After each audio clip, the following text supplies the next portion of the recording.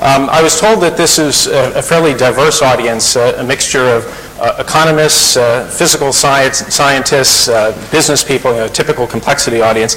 I think I've managed to create a presentation which perfectly optimizes none of the above, so it will be equally dissatisfactory to all groups. I think to the economists this will come across as an extremely strange presentation. To the physicists it'll probably come across as complete common sense, maybe even banal. And to the business people it'll probably come across as rather philosophical. I should say I have pitched it at the more philosophical level and left out the sort of some of the more technical details, but for those interested, later conversation we can talk about some of the technical and computational approaches under what I'm going to talk about. The question I'm going to look at is a very fundamental one in economics. Where does wealth come from? Where does economic value come from? How is value created? And just to start off, a bit of shameless advertising. This talk is from a book I've got coming out with Harvard Business School Press a little bit later in the year. Available bookstore near you, makes a great Christmas gift.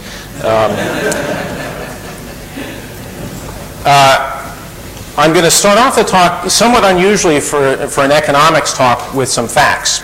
And then go from there, and looking at the facts I'm going to show, just ask a very basic question. What kind of a phenomena are we dealing with around these facts? And my physicist friends tell me that's quite normal for physicists to do. It's a little bit different in economics. And then we're going to go from that characterization to a little discussion of evolution in an economic context, and then raise some questions about theory of value, and with a definite question mark there. I'll get very speculative at the end, just to warn everybody. Stunning empirical fact number one, that there is an economy. Now, personally, this is something I think actually gets a bit short shrift in economics. Economic historians are sometimes interested in this question, and folks who look at institutional economics occasionally address this, but in the sort of mathematical heartland of mainstream economics, this question usually doesn't get much attention. But when you think about it, it's a pretty big question. I would claim at least that the economy is the most complex human creation that we've made. Think of other human-made complex systems. The space shuttle, the Catholic Church, the inland revenue. These are all very complex human-made systems, but the global economy as a system itself sort of outweighs them all by any stretch of the imagination. Well, how did it get here? Economics not having a good theory of that it's a bit like trying to understand biology without having a theory of the origin of life. So we need something that explains that empirical fact. Empirical fact number two is if we look at the path over time of economic growth, particularly over extremely long periods of time. I think a lot of people intuitively think of economic growth as maybe some steady, somewhat linear process, or at most maybe an exponential process. But this is from some data put together by Bradford DeLong at Berkeley. If we think of the economy as actually being born 2.5 million years ago, which is essentially when the first tools were made by Homo habilis, and one way of defining a birth of an economy is you need objects, artifacts, things to trade. So got a bunch of guys making tools. Maybe some of them started trading tools with each other. Boom, the economy's born. That was probably about 2.5 million years ago. And you try to figure out how has GDP per capita grown since then. Now, admittedly, they didn't have statistics back in the days of Homo habilis, so this is a bit of an estimate. But Bradford DeLong has actually done some very interesting work putting together different data sources ranging from things from anthropologists who've understood primitive hunter-gatherer tribes and kind of what rough proxies of their GDP looks like, to sort of more recent data sets going back in time and come up with an admittedly very rough estimate, but the shape of the data is probably roughly right. And the basic story of the history of the economy is for a very, very, very, very, very long time, not much happened, and then all hell broke loose. Now, let's zoom in on this vertical climb right here and take a little closer look. Well, as we zoom in this time scale, we're now going from 15,000 BC to the present. It looks the same. Again, for a very, very, very, very long time, not much happened, and then all hell broke loose. We zoom in a little bit closer to roughly 1700 to now, and again, we see a very sharp bend in the curve. Now, this isn't just merely an exponential time series looked at over a long period of time. This is actually more than exponentials, essentially a double exponential. And if you look at some of the statistics on this, basically, almost all of the wealth in human history has been created in the last 0.03% of time. So it's an extremely explosive pattern of growth is the only way to describe this. Now, we know the historical narrative of what happened, circa 1750, the Industrial Revolution, and we've got lots of good historical facts. But again, do we have a theory that can explain this kind of phenomena? Empirical fact number 3 is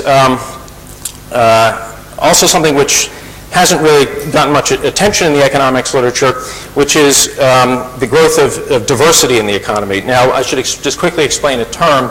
SKU is stock keeping unit. It's actually a term from the retail trade, but it's essentially a measure of how many different types of things you've got, how many different artifacts do you have. So, a Walmart will count how many different types of blue jeans, how many different types of power tools, et cetera, and come up with this measure, SKU, stock keeping units. Average Walmart has 100,000 SKUs in it. And if, I think I heard yesterday there was an anthropologist in the room, so I'm treading on dangerous ground, but my understanding from looking at some of that literature is anthropologists have done inventories of hunter-gatherer tribes. How much stuff do they have? What kinds of things do they have? And the answers seem to come out sort of roughly in the order of 10 to the 2, sort of between 100 and 1,000 different types of things. And just for fun, I spent some time with a Maasai tribe and went around and actually counted the number of things in the Maasai village and came up with on the order of 450 different types of objects. So it's a very relatively small number. Now, in the modern global economy, in a place like London or New York, how many SKUs do we have? Well, I haven't been able to find a definitive study on this, but using barcode measures as a rough proxy and a few other sources, rough order of magnitude estimate would be about 10 to the 10. And if you think about it, it's a big number, but it doesn't sound so crazy if Walmart alone has 100,000 SKUs, 200 different channels on cable TV, 8 million titles at Barnes & Noble. I even read somewhere recently that there's 127 different types of mosquito spray for sale in the world. We have this, again, in a relatively short period of time, an absolutely enormous increase in the diversity of the economy. So, the next question is, well, what could produce these three sort of, fairly straightforward facts? What kind of a system are we dealing with here?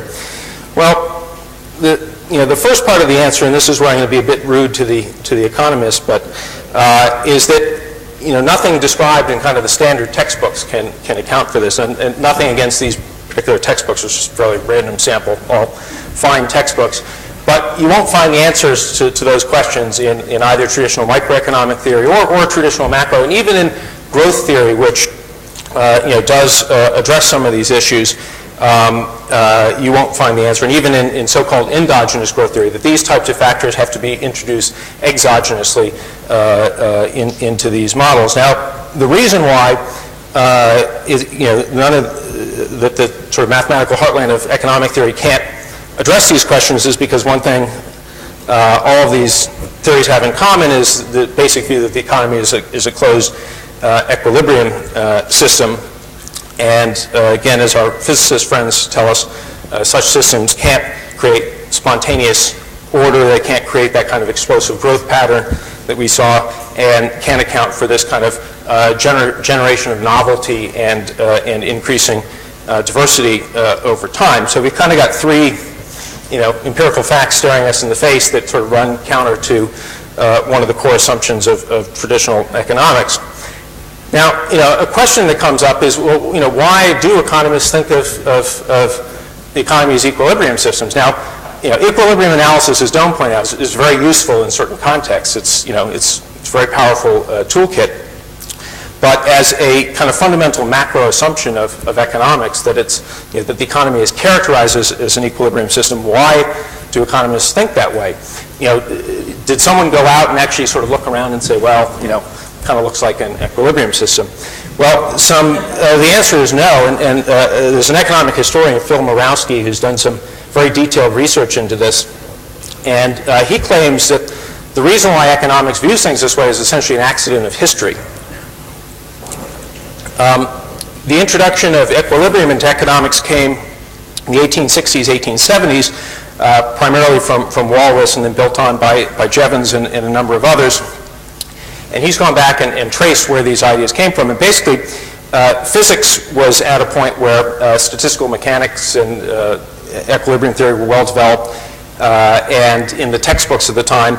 And Walras's biographer, Jaffe, actually went and found the specific textbooks that Walras used to get his ideas on equilibrium, specifically a book by a guy, Poisson, who was a student of Laplace's. And basically what Walras did was he was looking to add some mathematical rigor to economics because it had been essentially a philosophical subject before. And so he copied a set of equations and techniques straight out of the physics textbooks of his time and applied those metaphorically to economic systems. And then Jevons did the same thing. His textbook was a little bit more recent one by Thompson and Tate in 1867 and developed utility theory from that. Now the problem was that these guys were doing it at a strange time in the development of physics, in that the first law of thermodynamics had been developed, conservation of energy, but the second law was still kind of in process and being worked out and thought about. It was kind of there, but it wasn't in the textbooks of the time. As a matter of fact, I went to the British Library and looked at this textbook. Still exists, no mention of the second law of thermodynamics in it. So they have conservation principles, notions of equilibrium, but no notion of entropy, and specifically no notion of open systems. And so economics took this sort of pre-second law framework and went off on its merry way using equilibrium analysis ever since. Now, to a physicist looking at the economy, perhaps one of the most obvious things about the economy is it's a thermodynamically open system in a very real physical sense. And this is one thing that economics has kind of forgotten along the way, is that economies are actually physical systems. The classical economists actually thought about this quite a bit. If you look at some of the older literature, there's a lot of talk about flows of products and services and energy and the physicality of the economy. But once you get to Walras and beyond, it all becomes abstracted away.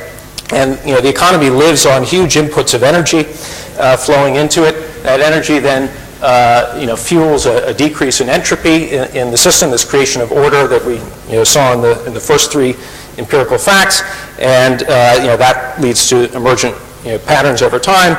And then of course at the other end of the system you have to have an export of entropy back out into the system through pollution, heat, waste, etc.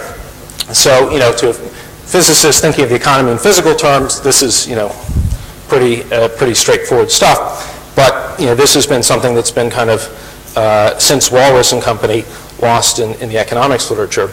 And as a matter of fact, there's been even some negative views on sort of talking about this in economics. This is a quote I love from Samuelson, who's never shy about saying these things that we can all read it. That talking about entropy in an economics context is a sign of a crank or a half-baked speculator. Now, here are a couple of cranks and half-baked speculators who actually, I think, understood this long ago. Schumpeter, talked about the need for an economic theory which would account for novelty creation, which was missing out of neoclassical economics. His famous quote, you add successfully as many mail coaches as you please, you'll never a railway get thereby. Another interesting figure who understood that the economy is fundamentally an open thermodynamic system is the Romanian economist Georgescu Roegen, who was actually a very good neoclassical economist, Samuelson once called him an economist's economist before he kind of went off the reservation and started talking about weird things like entropy. And this quote, I think, speaks for itself. It says, "Casual observation suffices now to prove that our whole economic life feeds on low entropy, to wit, cloth, lumber, china, copper, all of which are highly ordered structures." That the sort of the most overwhelming characteristic of the economy is this, sort of entropy fighting, increasing order characteristic. Also, Hayek, von Neumann, Simon also all touched on this subject. So, there has been sort of, outside of the kind of neoclassical center, there had been a stream of people thinking and talking about this for a long time. So this, just to pause for a second and see where we are, I would claim that the most striking feature of the economy is this locally decreasing entropy, that it's an open thermodynamic system, and we need some kind of theory, a mathematical theory that can account for this phenomenon. It doesn't exist in traditional theory, and if naturally being at a seminar like this and hanging around places like SFI, you ask people, well, what is a theory that accounts for the type of phenomenon on the left?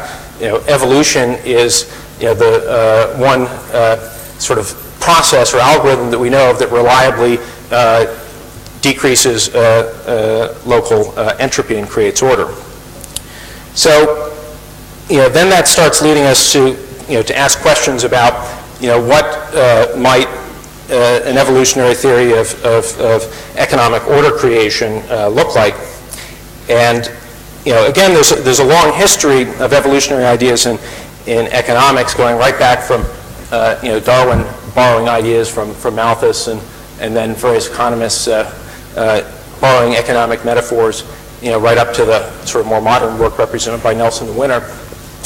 The fundamental limitation of this stream of work, though, it's been driven historically by metaphor with biology, looking for the economic equivalent of genes, of generations, of transmission mechanisms, etc.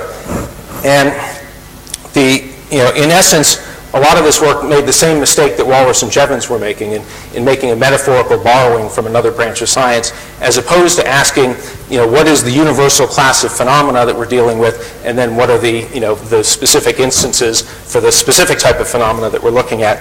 Now, around the places like SFI and in modern computational views of evolution, there's been a lot of work showing that evolution is a much more general class of system than specifically biology. And just some representative citations here, including a wonderful recent SFI book by Crutchfield and Schuster, that instead of looking at evolution as a biological system and looking for analogies, let's look at it as a very generic, universal computational system, and then ask, is there a evolutionary computational view of economics that can derive out of that? And in essence, let's forget about biology for a while. If we want to come back later and kind of compare and contrast, that might be interesting, but there's no reason a priori to expect biological systems and economic systems to look anything alike. So in this computational view of evolution, what is evolution? Well, it's an algorithm for design. It's an algorithm for creating order and structure in the face of constraints.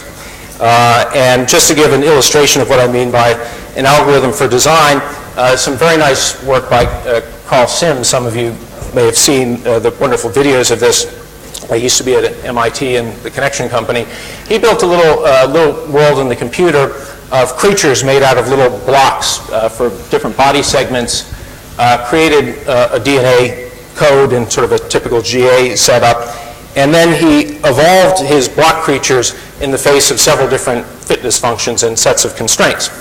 One of them was he evolved his little block creatures to swim. So he created the physics of a body of water, and then he gave the creatures swimming tests to see who would be the fastest swimmers and reproduce those in an evolutionary process. And so in the face of the constraints of the physics of water and the fitness function of fast swimming time, out of a random soup of block designs, very clearly designed creatures emerged, things with sort of tails like snakes, things that sort of had fins and flippers like a fish, etc. So, with no intelligence pre-built in, we get the result of design from the simple operation of the evolutionary algorithm in a world of constraints.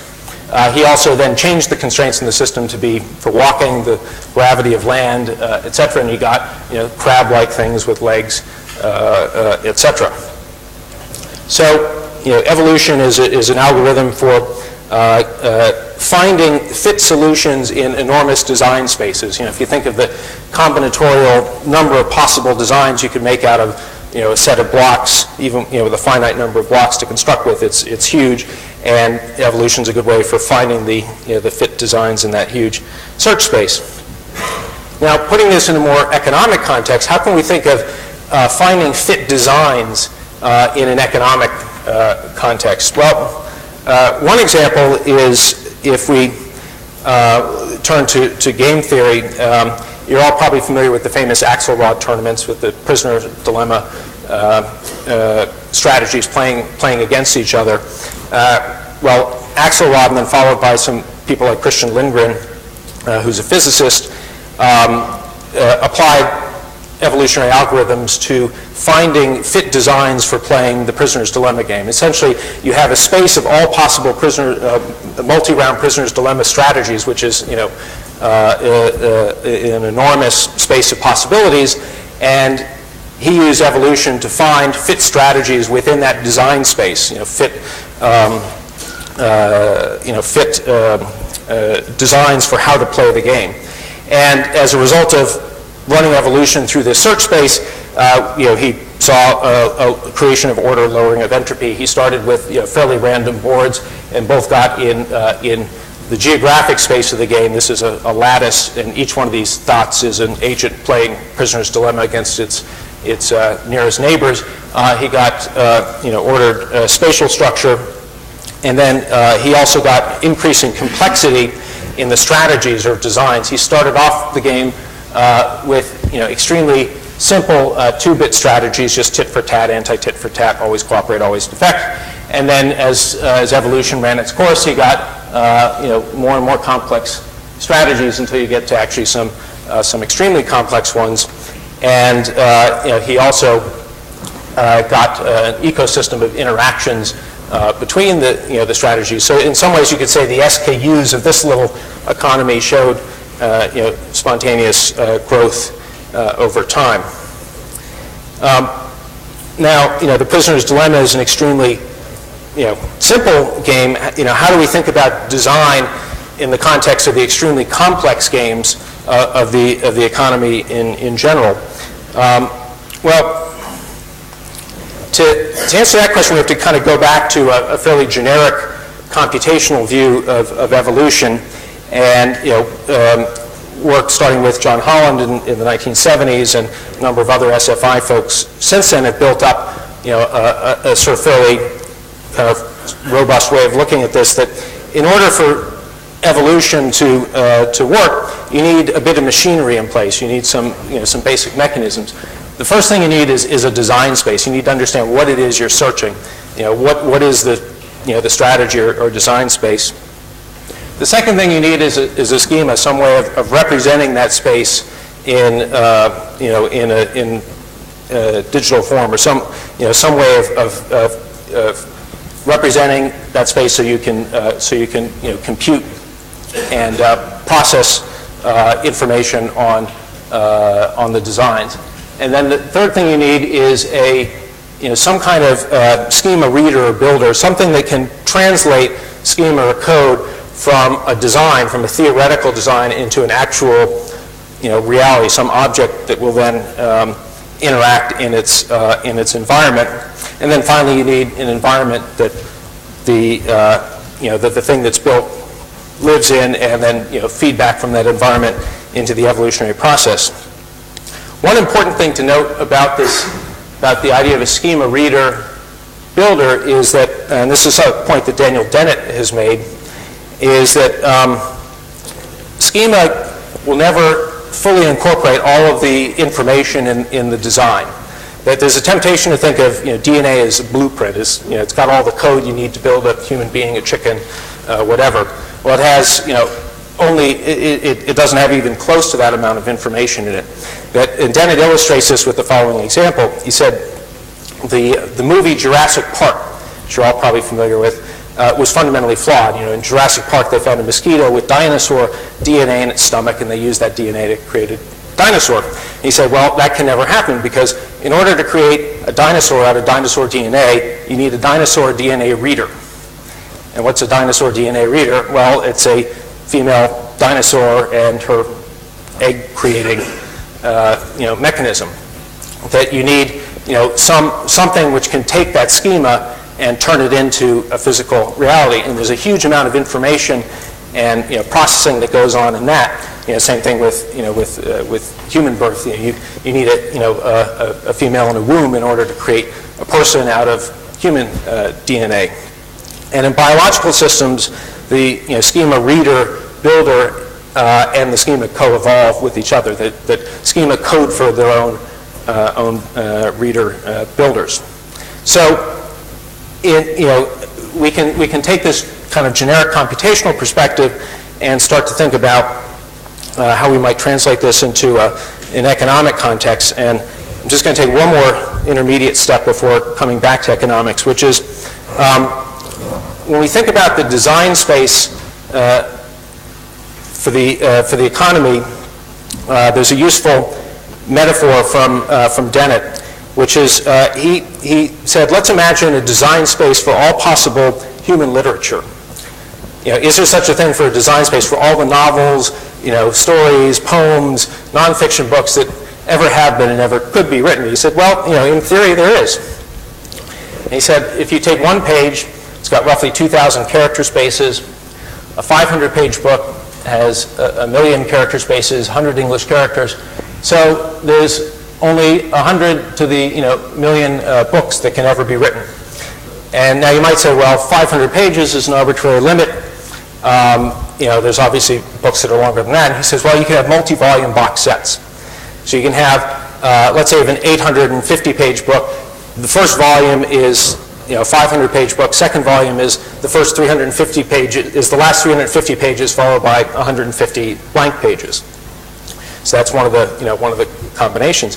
So for all you aspiring writers out there, there's merely 100 to the million books that can ever be written, and then that's it. We're done. Now, fortunately, that's an extremely large number, and we'll never fully explore all that design space in the history of very many universes. But the point is that we can take what would seem to be an extremely complex design space, and we can actually kind of bound it in some finite way. Now, it turns out that even though the design spaces are finite, they may be actually unbounded, or it may be possible to grow. And that's because the schema reader itself will evolve over time. So at present, the longest book ever written is it's a book by Proust that runs 13 volumes or something like that. It's incredibly long. Now, that's because there's a fundamental limit on how much we can read and absorb. Nobody wants to read a book that's 20 volumes long or 1 million volumes long. So that kind of creates a bound on the design space. But if you imagine in the future we had chips implanted in our brains or something that allowed us to instantly read, then the design space of possible books may expand. Just as in the biological world, as the schema readers of cell biology change, the design space of DNA has grown over time. So design spaces are finite at a point in time, but unbounded in their growth. So we can take this idea of a design space of all literature and actually think about it in an economic context. Well, if we think about what is a design, what is a schema? What is a schema for in an economic context? Well, for the practical business people in the world, you know what it is. You do this all the time. It's a business plan. Business plans are designs for businesses. And we take, and it's the way we encode a design for businesses is natural human language and charts and pictures and diagrams and tables and things like that. But it's digital. You can put it on a computer. It would actually, you can think of it as a subset of the Library of Babel. That within Dennett's Library of All Possible Literature is the business plan for IBM today, is the business plan for IBM 10 years from now, even though we don't know, what it is the business plan for a, hunter-gatherer tribe, in 5000, BC, et cetera. That we can think of a design space of all possible business plans. And if you think about, well, what's inside a typical business plan, well, there's usually some statement about the market environment, some statement of strategy, description of products, operations, et cetera. That this is, in fact, a design for a business, and there's several building blocks to it. That there's some notion of trying to find a strategy which is fit for a particular environment. So you can think of each business plan as an experiment in some design space of all possible business plans. And then I'm going to borrow some terminology from Dick Nelson of Columbia University, that there's also usually a description of some set of physical technologies as to how you're going to carry out that strategy, what products and services you're going to make. And also using Dick Nelson's term, there's a set of social technologies. How are you going to organize things as part of this design? And we can think of these social technologies and physical technologies and statements of strategies as being building blocks in a schema that could be combined and recombined. So I might have a social technology for a just-in-time inventory management system, and that could be part of any number of business plans. It could be combined and recombined into any number of contexts. If we have an economic design space of the library of all possible business plans, let me just to make this a bit more concrete, give an example of how a business plan is a form of design. Well, if you take Borders Bookstore, for example, there's some statement of strategy that it's large format bookstores placed in suburban malls, with high selection, et cetera. There's a set of specific technologies for organizing the people in the system, for organizing logistics, how the books are inventoried and carried around, et cetera. There's a set of physical technologies for store design, computers, warehousing, et cetera. Or if you take a company like Intel, you can come up with a statement of strategy and a set of social and physical technologies which describe that business. Now, one point I should make is that business plans aren't necessarily all kind of written down in one neat package, but as a thought experiment, you could imagine a group of bright-eyed MBA students going into a business and actually capturing this in some document, even if it's not written down. So the key point is that in principle, these designs can be coded into some kind of a schema, and usually in reality they're kind of dispersed in the organization in lots of different documents and budgets and things in people's heads, etc. But there is this concept of a design. So if you then think of a design space of all possible business plans, then economic evolution is a search through that design space for fit business plans for a particular environment. And so again, the schema is captured in any number of places, including ancient scrolls and hieroglyphics, if you want to go back in time. And then to add to this, what is the schema reader builder in this setup? Well, it's people. It's a management team. The schema reader for IBM is IBM's management team. Now, and just as in the biological example I gave, the schema reader evolves with the schema itself. So a legitimate business plan for IBM would be a document that an IBM management team could take, read, understand, take action on, and affect some change in the actions of IBM in its environment. Now, if you gave that same business plan to a Yanomamo hunting party, in the Brazilian rainforest, they wouldn't know what to do with it. That's like giving dinosaur DNA to a chicken. It's just the schema and schema reader are not in line. Same thing as if you took you could have an anthropologist write a business plan for a Yanomamo hunting party and give that to the IBM management team, and they wouldn't know what to do with it either. So again, you've got this notion of coevolution going on. So, if economic evolution is a search for fit business plans in a space of possible business plans, a logical question to ask is, well, what's the role of rationality in all this? Because business plans are something, they're not just designed by evolution, they're designed by people. Management teams sit down, they think about this, they try to come up with rational ways of designing their business. Well, we tend to have a bit of an illusion about the rationality of design. We think that we design things. We think that engineers sit down and come up with the optimal design for a bicycle. But if you look at what's really going on, and this is goes back to work done by folks like Campbell and Simon and his notion of purposeful adaptation, that there's a process of what I label deductive tinkering. That we have a rational process for trying to understand things and come up with designs, but then there's a try it out in the environment and see if it works. Anybody here who's an engineer knows exactly what I'm talking about. You sort of take your best shot. That's the deductive part, and then there's a whole lot of tinkering and trying things and getting feedback and failed experiments that go along the way. And so we start off with one design, and then there's a process of trying variants and tinkering off of that design, and so on. No one sat down and designed the ultimate mountain bike sort of right out of the box. It took 100 years of lots of deductive tinkering. Now, the role of rationality, I would claim, in this search for fit business designs is that it feeds diversity into the system. The same kind of deductive tinkering that goes on with physical artifacts goes on with business plans.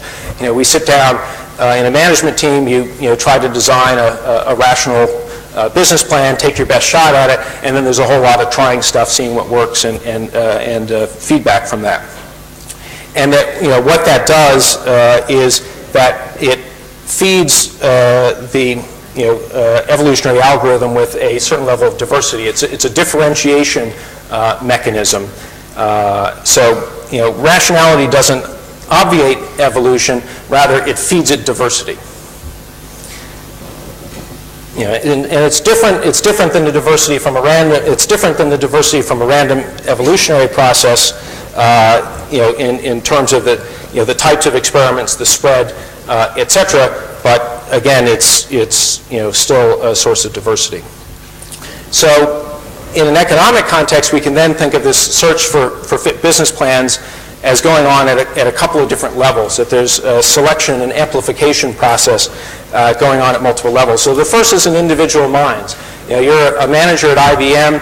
You've got a business plan today. You're now deductive tinkering your way through different ideas for, how can we improve this? How can we tweak that? What if we, expand here, shrink there, etc. So you're playing with different options in your head, creating diversity, and also going through a selection process. Then at the level of organizations, that IBM executive will get into a room with other IBM executives, and they'll go through the same process of trying different options, sort of crossing things out, combining and recombining modules of business plans till they find something that they think will fit with the environment. And then at some point, these plans get expressed out into the environment in terms of actions, investments are made, people are hired and fired, products are made, etc. And then the market goes through its own selection process. So again, it's very different than in a biological context. We don't have this multiple leveling, but it's still, from a computational point of view, it's still a process of creating diversity, selection, and amplifying the experiments that succeed.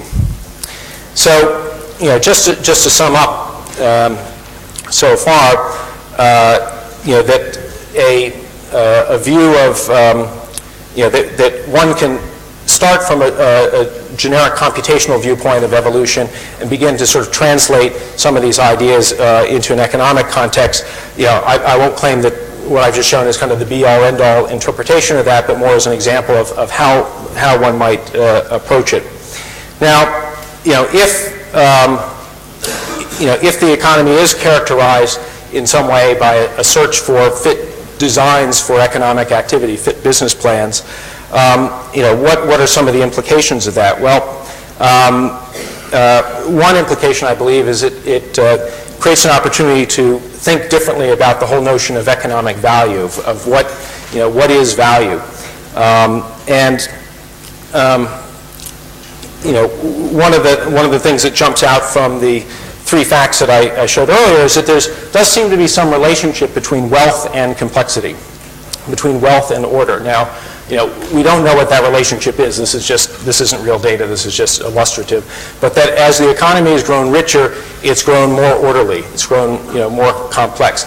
As the economy has grown richer, entropy has locally decreased. And that suggests that there is some relationship between our notion of wealth and notion of order and low entropy.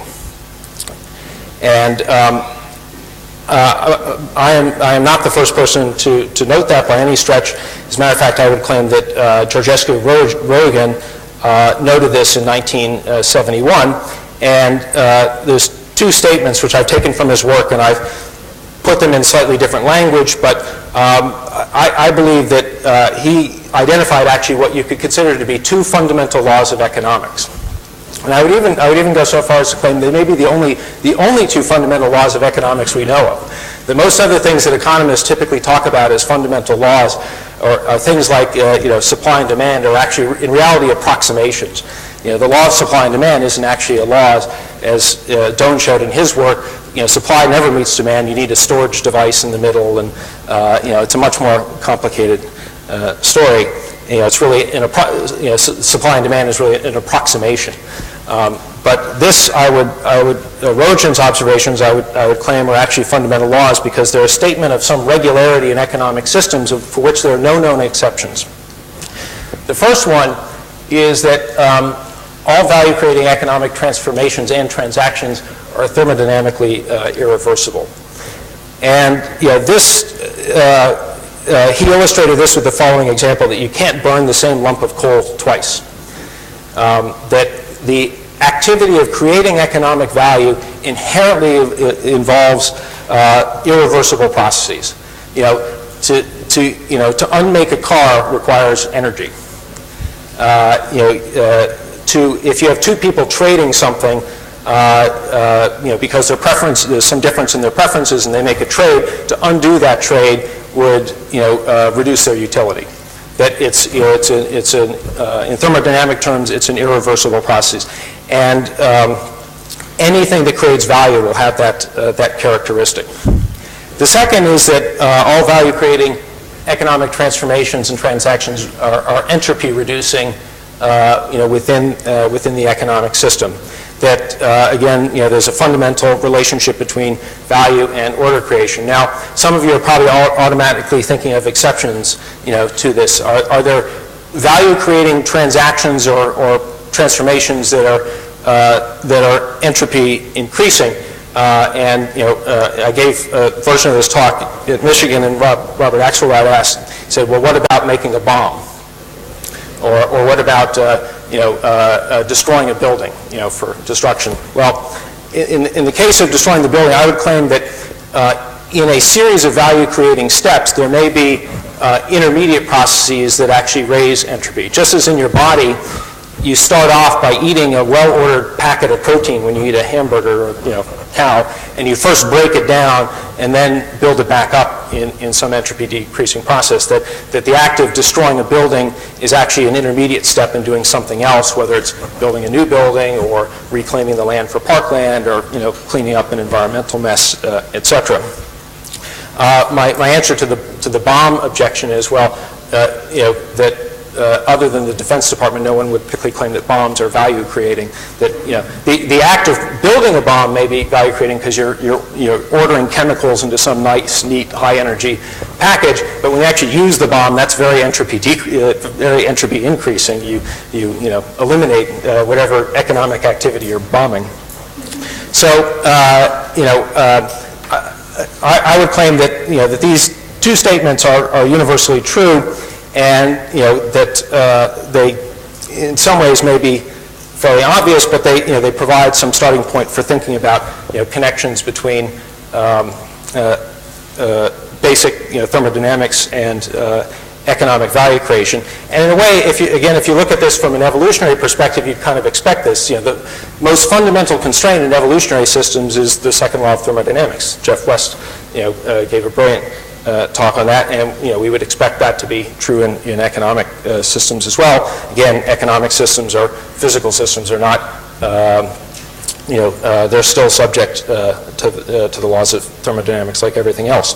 So just as a final thought, we can think of wealth as a version of what I call fit order. Again, something that's been in activity has lowered its entropy, and activity has created order, and it's order which is in some ways fit for some environment. Now, in economic systems, that fitness function is changing all the time and is contingent, just as it is in biological systems, but that economic evolution creates things which are ordered and fit for their environment. Biological life is also a kind of fit order when you think about it, and both are products of evolution. So that's just a sort of quick ride through what I wanted to talk about, and be glad to take any questions.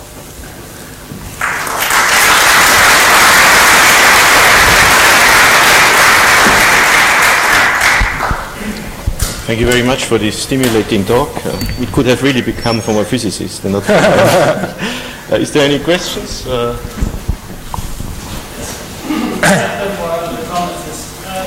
was interested earlier in this idea in business groups that no surprises is the kind of motto. Of course, within drama play, innovation is involved in workshops and getting on stage. However, there are impinging factors. One is the climate, that is enough money to be able to play around. Is there sort of conservative ways of doing a workshop? Also, it's just lack of imagination, which is very limited. I was interested that you mentioned requisite diversity. And is it, in your experience, that economic climate, whatever that means, somehow impinges on the duration and frequency in which this requisite diversity is used in business organizations? Well, I think you find in most organizations that they're kind of diversity challenged in terms of a diversity of business plans and ideas, because and part of the reason for that is that carrying out transformations in production, et cetera, usually require a reduction in diversity, a routinization of activities and ways of doing things. So, efficient operations usually require, funneling down of diversity, whereas evolution requires, some source of diversity, which is why you see a lot in the organization literature, a lot of work showing how unadaptive organizations are, and that most economic evolution seems to happen at the market level rather than within organizations. And that's because I believe there's a greater diversity of business plans at the market level than there is within organizations, because what most organizations spend a lot of time doing is actually trying to reduce or funnel down the diversity of their business plans. There was a question there.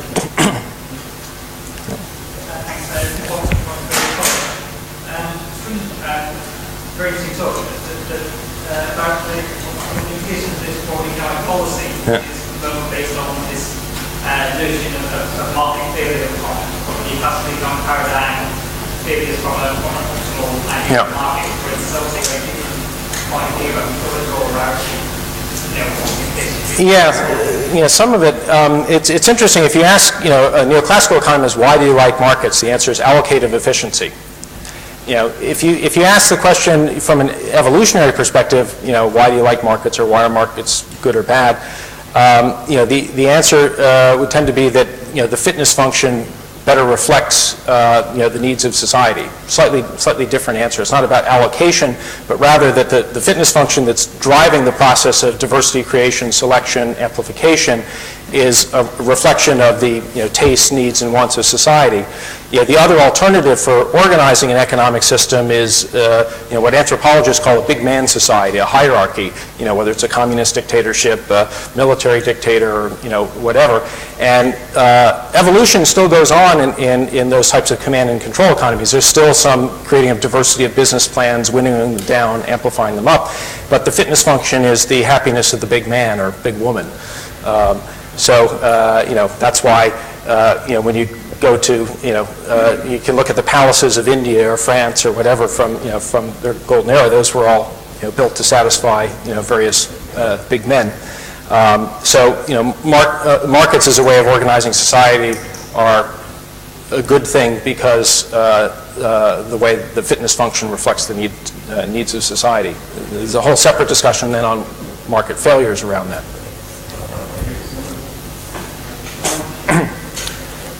Tell us what is the fundamental economic and social reason why an increase in diversity or complexity is necessary, accompanied by an increase in entropy, apart from an analogy to physics. What's the fundamental reason why decreased?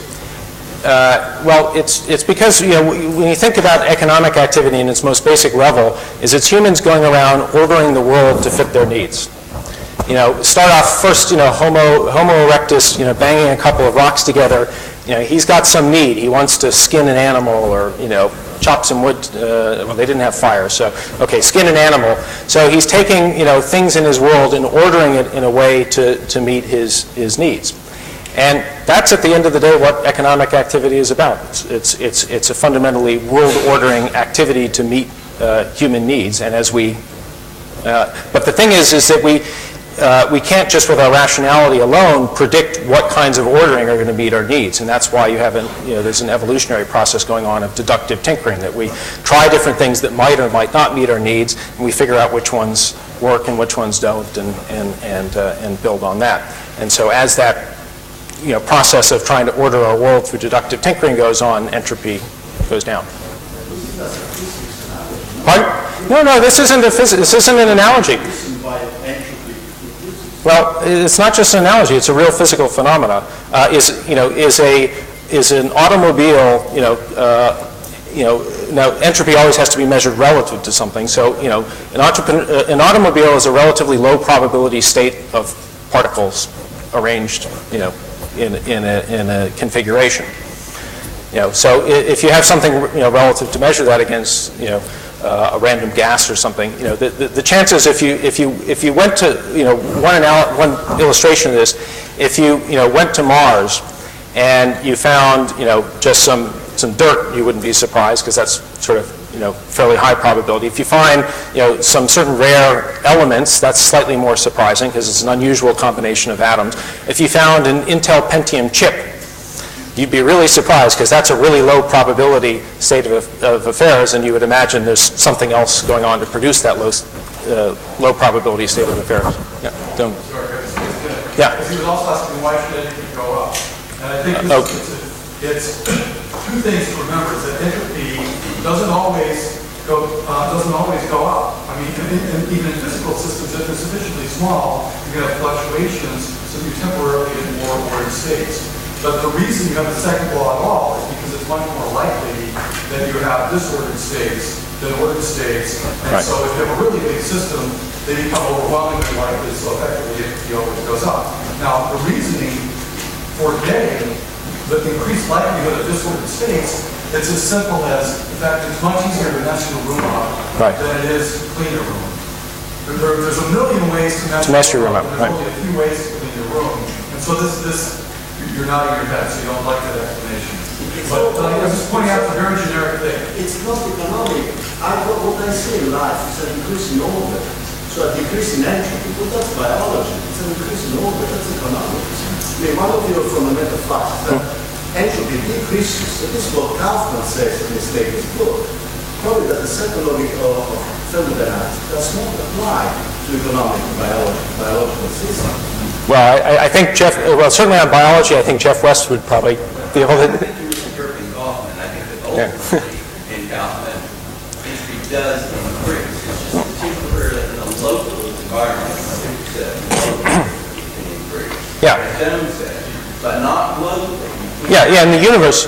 Decrease. This is why Roentgen was considered a poster boy for environmental economics. I'll stop after this, because one of the things that comes out of this is you can't have that kind of economic activity with huge amounts of pollution, without huge amounts of pollution, global warming, etc. Because all this order-creating activity is decreasing order or increasing entropy in the larger world outside of the economic system. So when you see that spike in the growth curve, think of the the entropy increase associated with that from pollution, etc. So we're not violating any laws of physics.